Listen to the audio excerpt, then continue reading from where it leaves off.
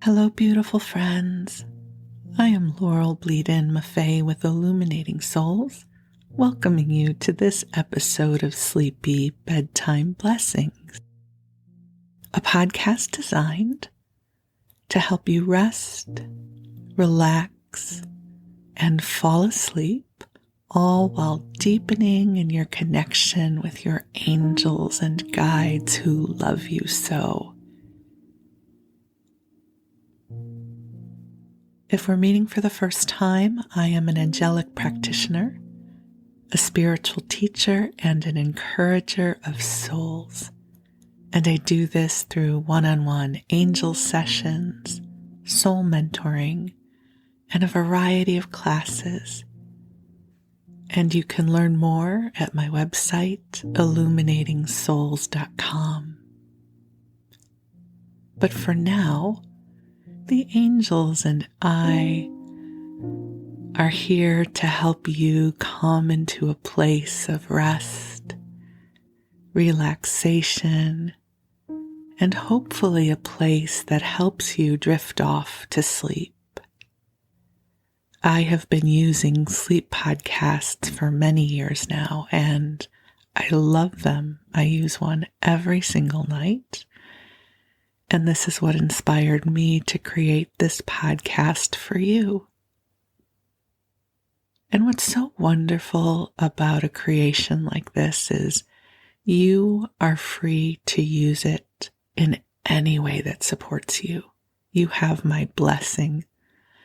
Because I have heard from many of you that you're using this during the day, if you just need a little bit of a respite from life. Perhaps you're using it when you go on your walk in the morning, that you are welcome to use this podcast when you're falling asleep or when you are intentionally wide awake and listening to what we bring forward here. So in whatever way you find your way to this podcast, my hope is it supports you and you can feel the love and the joy that we are infusing into each episode. Truly, it is a blessing to support you. And if you are enjoying the podcast, I have a simple request. If you would please consider leaving a review or a rating on iTunes or in whatever way you listen to the podcast. It really helps other people find their way to the podcast as well. So I invite you to join me in taking a nice deep breath in. Perhaps you just heard the beginning of my breath. It started before I even knew it was coming. Just a beautiful deep breath in and out.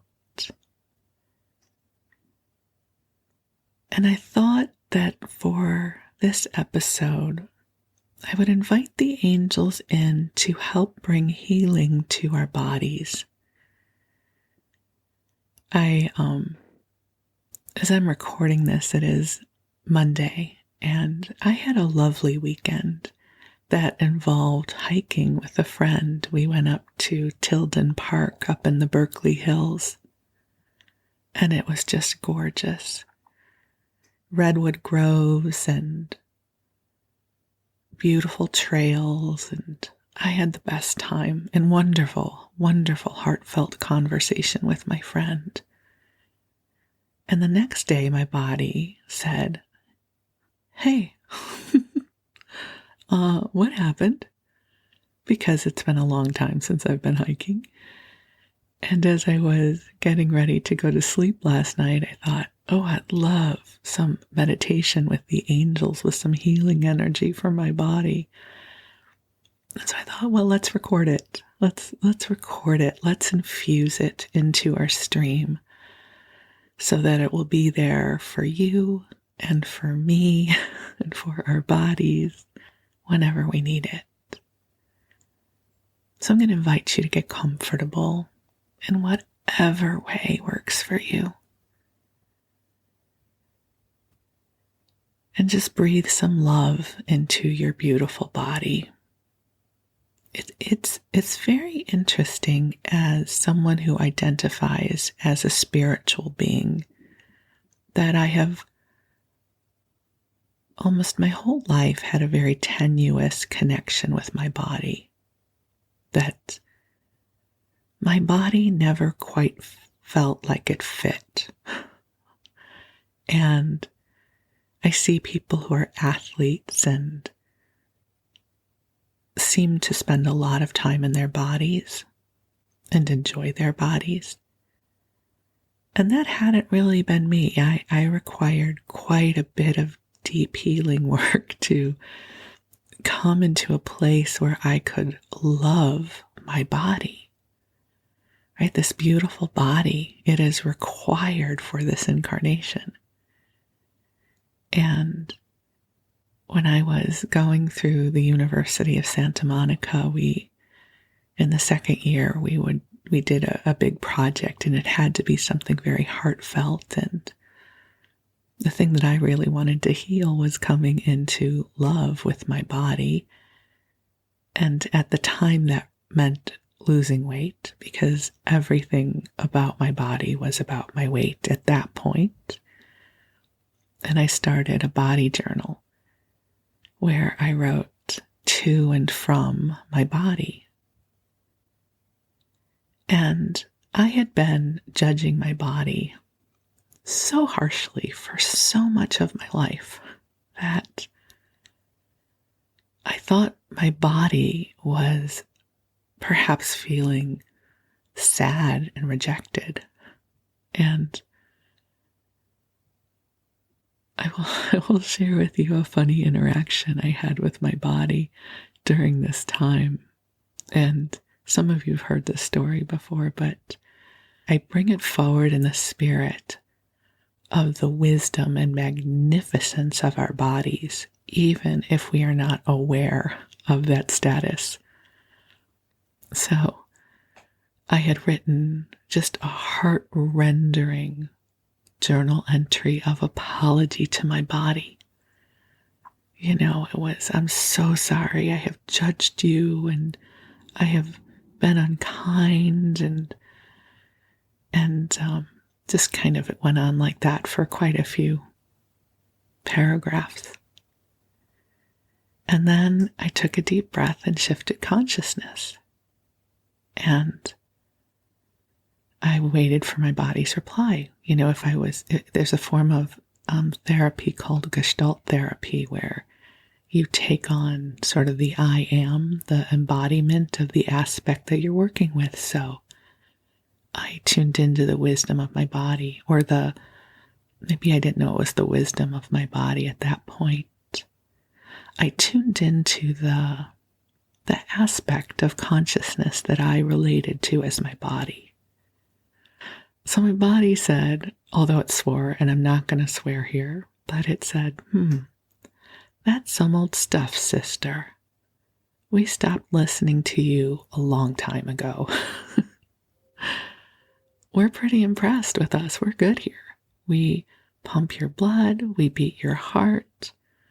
We breathe oxygen into your lungs. We give great hugs. We laugh. We're pretty impressed with ourselves. We got it going on here. We're just waiting for you to get the memo. And the line of energy was so powerful. I just had to laugh. I started to laugh. And I was amazed, because I had never contemplated my body as this powerhouse. It had always been a sad part of my story. And that started a lot of healing for me with my body, was contemplating things from the perspective of the innate wisdom of the body. And I know that we go through many different experiences with our bodies. And it's a lifelong journey to learn how to be present with our physical forms, especially for those of us who don't have a strong identity with our bodies.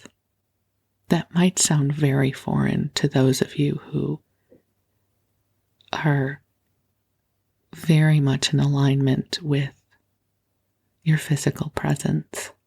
But just a peek behind the curtain, there are many of us who have had a hard time associating with our physical form, with our physical incarnation, I would call it. So, my friends, here's to our bodies. Whether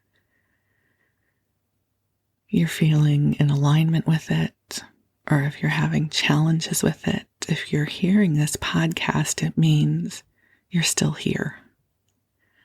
And so your body is serving as a vessel for your soul in this incarnation. And what a beautiful, beautiful vessel it is, because it is allowing you to be present right now and experience this love through the filter of your heart and consciousness. And this is only possible because you are here with your body. So I'm going to call the angels in, and we are going to bring love and healing and light to your gorgeous body temple. So I invite you to take a deep breath in, just allowing your body to soak in the love. And if you're feeling challenged by your body, and if you're having a hard time loving it right now, then outsource that to the angels. Let the angels bring love to your body right now. So I'm going to call in the angels. So beautiful, beautiful angels on high. I invite you to join us here. And I ask that you infuse this broadcast with waves of love in service to each of our deepest healing, bringing in light that will help our bodies, our minds, and our spirits to come into our wholeness, into lightness of spirit, into wellness and well-being. And just take a deep breath in. And the angels are bringing to you a beautiful column of golden light that is descending around your body. And as this light comes to you, it brings the deepest level of healing to every cell in your body, to your muscles and your ligaments, your joints, just allowing your body to be soothed as the light comes to all your vital organs,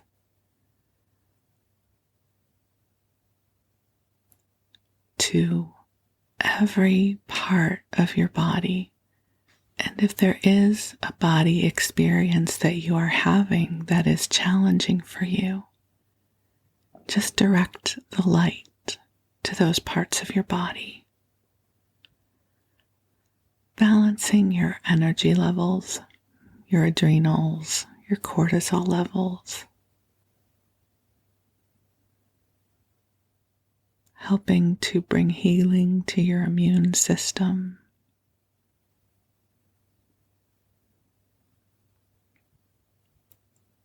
opening to the love that is here for your body temple, your beautiful, beautiful body temple. Just sending love, messages of love and gratitude to your body right now. And again, if you're feeling challenged by that invitation, just ask the angels to do it on your behalf. And say, angels, bring love and healing to my body. And just breathe in the light as these beautiful waves of energy are traveling from your crown chakra all the way down your spine, down to your feet. This energy and healing light are coming in a way that is also helping your body system to relax and grow deeper into a state of rest.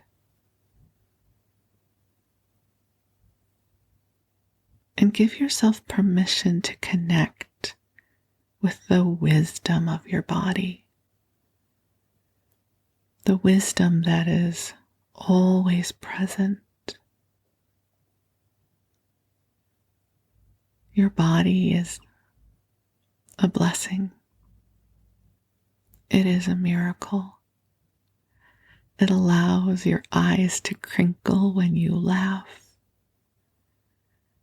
It allows your unique laugh to emanate into the world when you are touched by joy.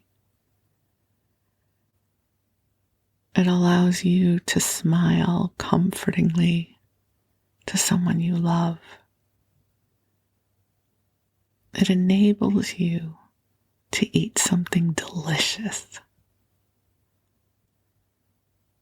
It enables you to witness the beauty of this day. It allows you the joy of snuggling, whether you're snuggling with your pets or a loved one or your favorite blanket. I'm big on snuggling, especially in a sleep podcast.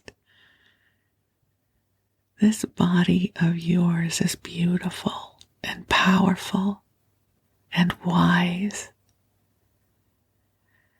and is worthy of good rest. So take a deep breath in and know that as you sleep tonight, the angels will bring healing to your body in service to your highest and best good. So just letting your body know that it has permission to receive healing, that it is well loved, it is cared for, it is sacred, as are you. And just take another deep breath in,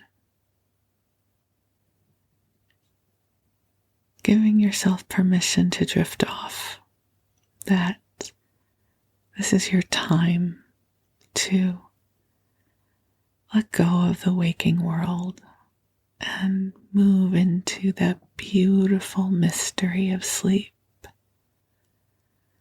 where you will be tended to body, mind, and spirit, with the hope being that when you awaken, you will feel refreshed and inspired and connected even more with the beauty of your spirit. So one more deep breath in and out. And while you rest, I'm going to tell you a story. And for tonight's story, I'm going to read to you from a really interesting series. It's Children's Stories in English Literature by Henrietta C. Wright, and it was published in 1892. This author has written several volumes: Children's Stories in American Literature, Children's Stories of Great Scientists, and it's not necessarily that they are children's stories, but they are biographies of these authors or scientists or discoverers written for the children's audience. And in all likelihood, this was for grade school children, so it's not kindergartners, but perhaps would have been written for children who were in middle school. And one of the things I find so interesting is the level of research she must have had to do in order to write these books. You know, way before the time of Google or perhaps the well-written encyclopedia. And I don't know how she wound up going about researching and writing these, but there are several different volumes that are very interesting. And we're going to start off by reading about Shakespeare. And I don't really know how she determined parts of this story. There's one part where she assumes that he had a happy childhood, which I think, how could anyone possibly know, 300 years ago if someone had a happy childhood? But she makes some assumptions, and that's okay. I feel like this story is somewhat interesting and yet boring all at the same time, so it will help you fall asleep. And I was also contemplating my introduction to Shakespeare, which I think happened around 7th or 8th grade, maybe high school, when we read Romeo and Juliet. I think that was probably, for many of us, our first exposure to Shakespeare. And at that time, the movie by Franco Zeffirelli, I think, had been out for several years already with Olivia Hussey, and I don't recall the name of the actor who plays Romeo. And I think back in the day, we actually went to a movie theater. They did a special viewing for us at the Old Orchard Theater, as I recall. And we watched the movie, which was really beautiful. So we're going to explore the life of Shakespeare through the eyes of Henrietta C. Wright, written in 1892. And so here's to a beautiful writer who has left us a legacy that continues to be profoundly meaningful all these years later. So you just relax and listen, and we'll explore the world of Shakespeare. So we're in the 16th century. In the year 1564, Stratford-on-Avon in Warwickshire, England, was a quiet little village that differed in no way from hundreds of others scattered over England at that time. In these little villages, the houses were built commonly of wood, with the upper stories overhanging the lower, and with windows of lattice work or horn, as glass was then seldom used except in the houses of the wealthy, where there could also be found carved oaken doors and ornamented balconies, and house fronts covered with plaster or decorated with panels of oak. Sometimes the village consisted of one long straggling street, which began in the open country and ended perhaps in a moor or a bog. But more often the houses were built around a large green, in the center of which were the maypole and common well. There the villagers came in the evening to chat and gossip, and on holidays they made merry with dancing and feasting and the Robin Hood games which were so popular at that time. Each cottage had its garden wherein grew rosemary and fennel and all kinds of herbs, in closest neighborhood to the roses and daffodils and violets, which were the pride of the cottagers. and in the fields beyond the paths led through scarlet poppies and golden primroses to the great forests, which were then found all over England. Quite outside the villages and often far removed from them were the manor houses of the wealthy squires, the castles of the great nobles, and the abbeys and cathedrals whose fine architecture so beautified the country. But in Stratford itself, the beauty consisted mainly in the prettily kept gardens, the beautiful river Avon, which wound round the village on its way to join the Severn, and the graceful yew, elm, and lime trees which shaded the cottage roofs, and in the old church built possibly in the days when the Normans were still trying to make the English nation become French, and which may have served as a refuge more than once for some merry band like Robin Hood's. In one of these cottages, which was richer than many of its neighbors by possessing 2 stories instead of 1, and which had furthermore some dormer windows in its roof and a penthouse over its door, was born in 1564 William Shakespeare, whose name stands far above every other in the story of English literature, and whose genius has made the village of Stratford immortal. Very little is known of Shakespeare's childhood and boyhood, except that they were spent at Stratford. But we know that his father was a man of some importance in the village, and that the boy's early days must have been comfortable and happy.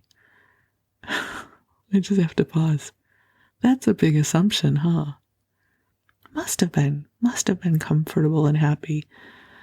I'm just remembering this was written in 1892. So some big assumptions here, especially when you think of the dark drama that Shakespeare writes about. I don't know about that. Okay, I digress.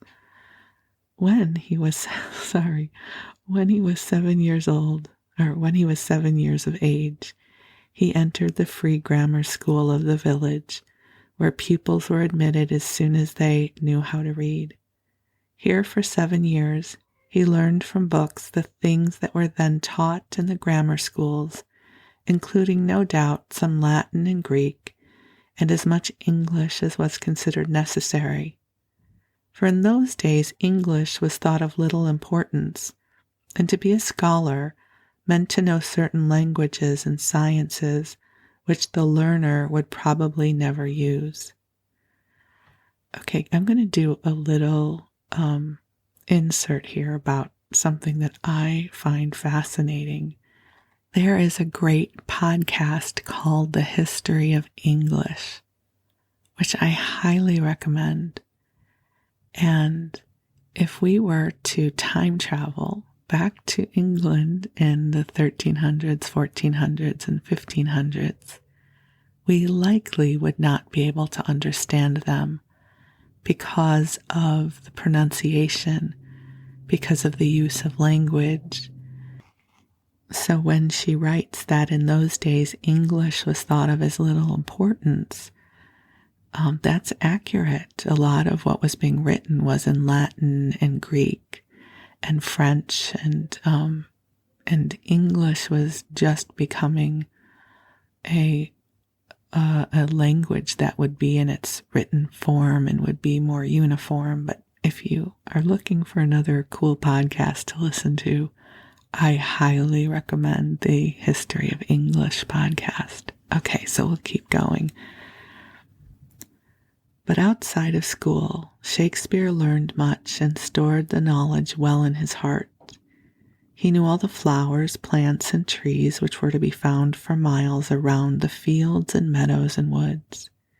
He spent hours in poring over the history of Stratford Church, where he had been christened, and to which he went regularly every Sunday, and which joined the England of his day with a past that was full of the glorious and stirring history of the English nation. This old church must have told him many stories of other days, and of the time when England knew no such peace and honor as she knew in Shakespeare's time. Not far away was the city of Coventry, where were given at stated times and with great splendor the religious or miracle plays which Shakespeare must have seen many a time.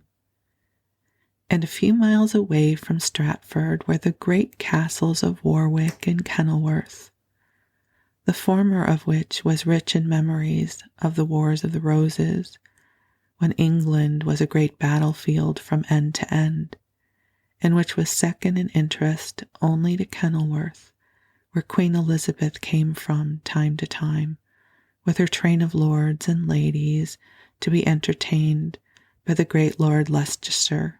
I hope I'm pronouncing that right.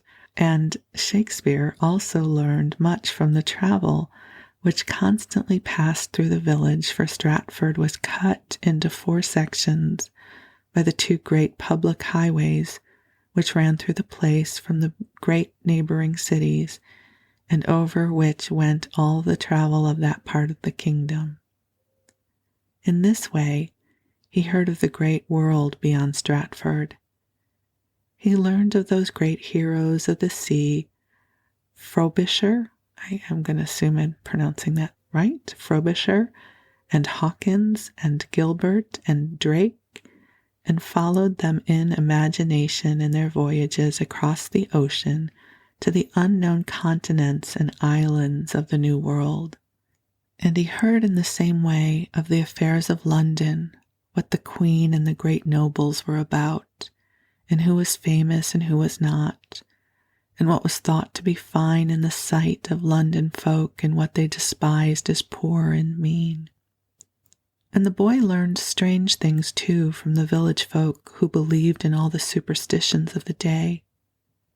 He could tell which plants were used by witches to concoct poisonous broths, and what herbs the village apothecary gathered to dispel evil charms, and why he recommended blood of dragons and oil of scorpions and powdered mercury for different diseases. He also heard of the alchemists who could turn iron into gold and clay into silver, and who knew the value and use of every precious stone, and could tell why pearls had mystic virtues and diamonds brought valor to the possessor, and why the topaz could cure madness and the hyacinth protect from lightning. And too, at the county fairs, where every kind of ware was sold, the boy Shakespeare could see people buying charms to keep off sickness or bad luck, or to bring happiness and fortune. Here one could buy love philters and crocodile's tears, and amulets graven with text of scripture, and Kabbalistic rings, and could hear strange talk of the wonders produced by the last eclipse of the sun, such as wars and sickness and treason, and could pay an astrologer to calculate his lucky and unlucky days, and purchase a charm which would keep at bay the influence of witches and evil spirits and wicked fairies, and could even buy, were he rich enough, the magical fern seed which would give to the owner the power of walking invisible among his fellow men. Okay, well, all right, well, we'll keep going. I just find that fascinating. Okay, well, let's all go to a county fair back in the 16th century. So, we'll keep going. Among the other things which would be of interest to the youth in Shakespeare's boyhood may be counted the royal progresses when Queen Elizabeth went from palace to palace throughout the country to be entertained by the great lords of the realm. The Queen on these occasions was always attended by an immense retinue, and the journey was usually made on horseback. At such times the villages through which she passed vied with one another to do her honor. Arches of greenery were erected for her to pass under. Flowers and wreaths were scattered before her. The church bells were rung, and the villagers turned out dressed in holiday attire to welcome the queen and to see her brilliant company. The lords and ladies in their beautiful costumes, the horses with their trappings of gold and silver, the trumpeters sounding the approach, the beat of drums, and to crown all, the gracious smile and words of the queen were things never to be forgotten. When Kenilworth was the palace visited, all Stratford was alive with interest, and every villager knew of, and many of them saw, the stately ceremonies of the event, for Queen Elizabeth kept great state always.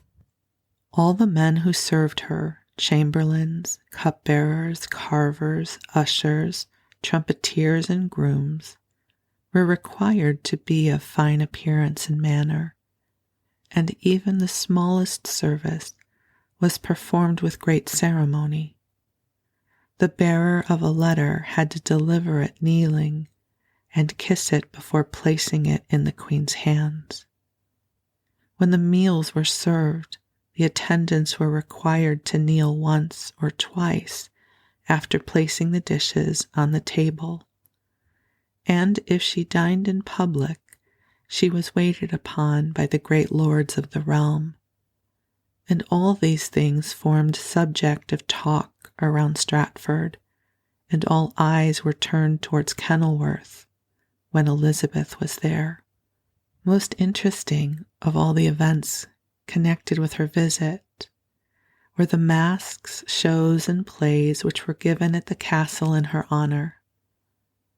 One of the royal progresses to Kenilworth occurred when Shakespeare was about 12 years of age, and very likely the boy was present at the entertainments given there, and watched with eager eyes the scene before him.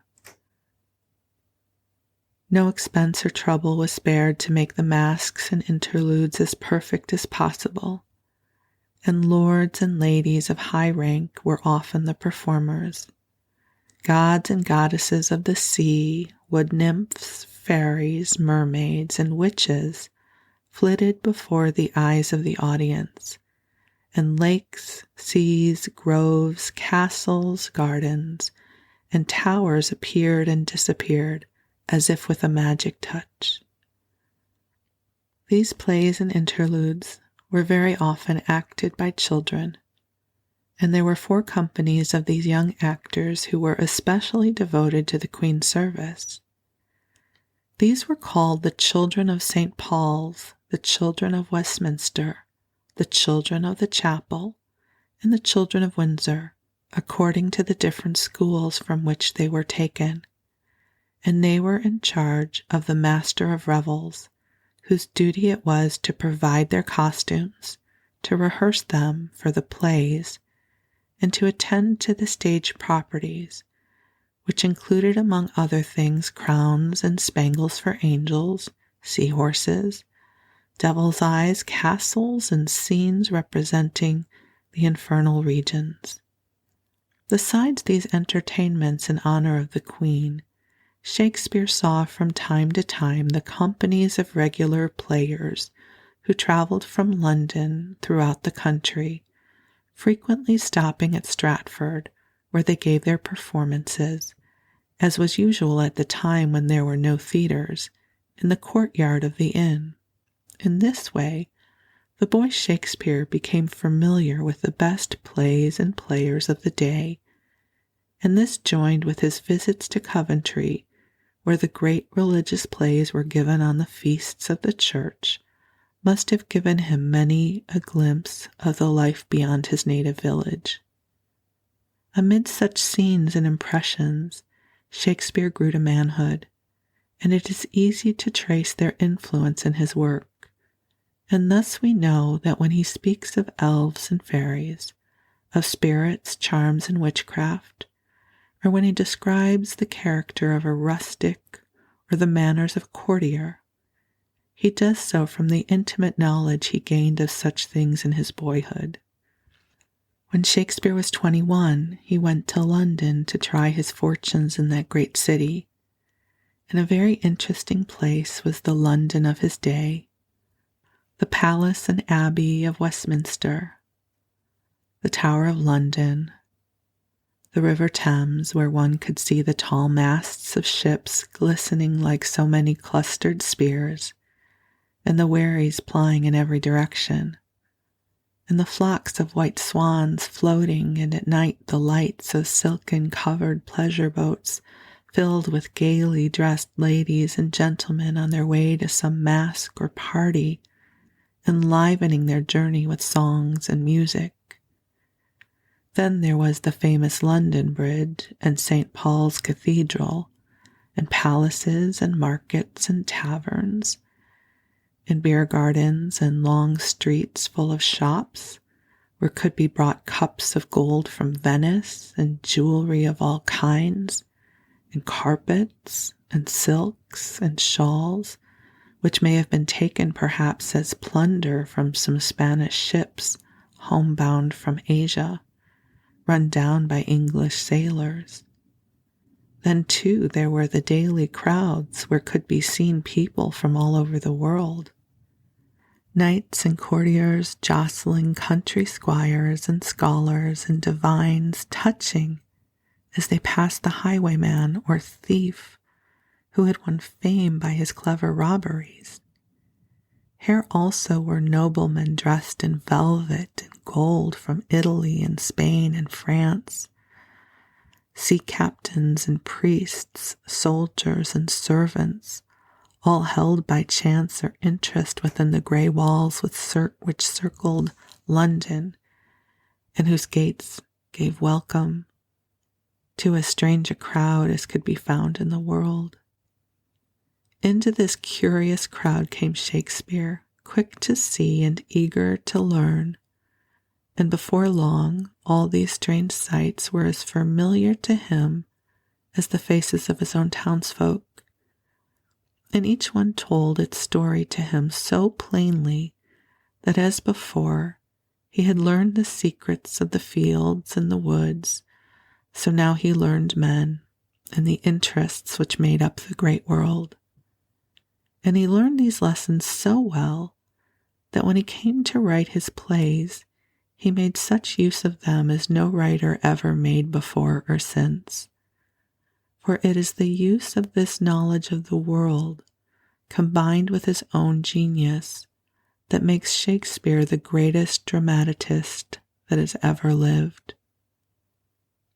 But when Shakespeare first entered London, the objects of greatest interest to him were the theatres.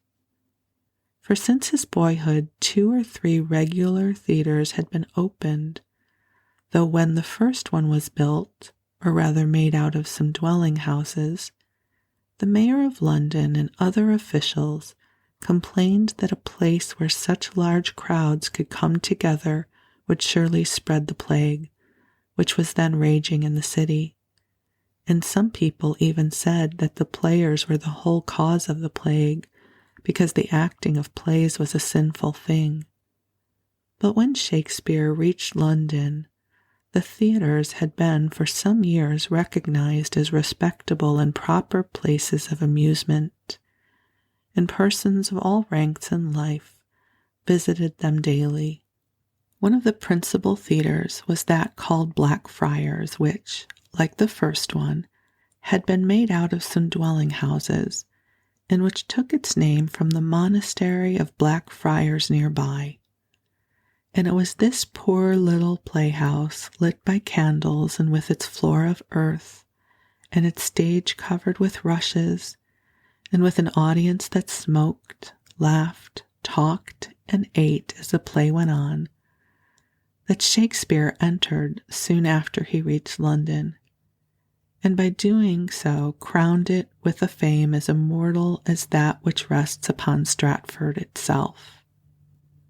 The company which acted at this theatre had more than once been seen by Shakespeare in his boyhood, as it was one of the regularly licensed companies, and under the protection of the Earl of Leicester, I'm so sorry, I don't know how to pronounce that. The Earl of Leicestershire. Okay, forgive me. I'm from Skokie. I'm doing my best. I apologize. And it is not unlikely that Shakespeare considered himself very lucky in obtaining a place there, though the place was probably a very humble one at first.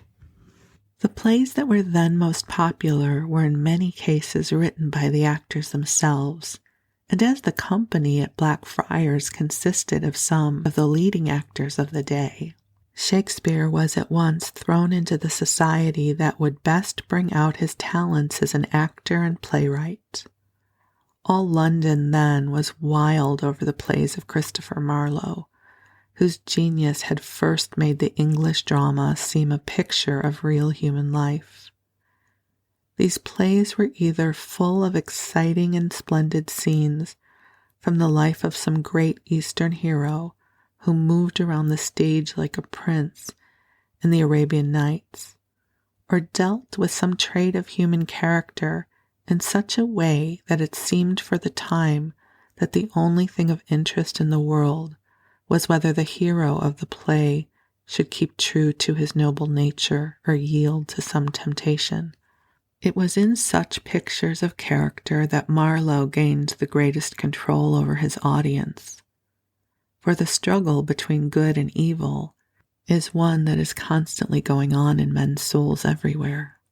Shakespeare frequented the theaters and acted himself in a small way for a while, perhaps a year or two, and then began to write for the stage himself. At first, he simply joined with some fellow actor in writing a new play or in rewriting an old one, but this only continued for a short time, and soon he had begun the series of wonderful plays which stand alone in all literature. Shakespeare gathered the materials for his plays from many sources, for nearly all the authors of ancient times had been translated into English, and the playwright of the day could choose his plot from many different scenes. In fact, the literature that was open to Shakespeare was rich and varied as a casket of precious stones, and he made good use of his opportunity. He was familiar with the old writers of Greece and Rome, and knew all the old tales of love and adventure and revenge which filled the pages of Italian writers, and was wise in the old chronicles of England, whose history was as romantic and interesting as a fairy tale. And besides this, he read the tales of those adventurers who had traveled in the Far East, and told thrilling tales of Arab and Moor and Turk, or exciting the imagination by relating the dangers of the Southern Ocean or the Arctic Sea. And all this knowledge of books he combined with his knowledge of men, and put both into his plays, and made them so real and true, and when people saw them on the stage, they forgot that what they saw was acting and could fancy that they were looking at real scenes which Shakespeare had in mind when he was writing.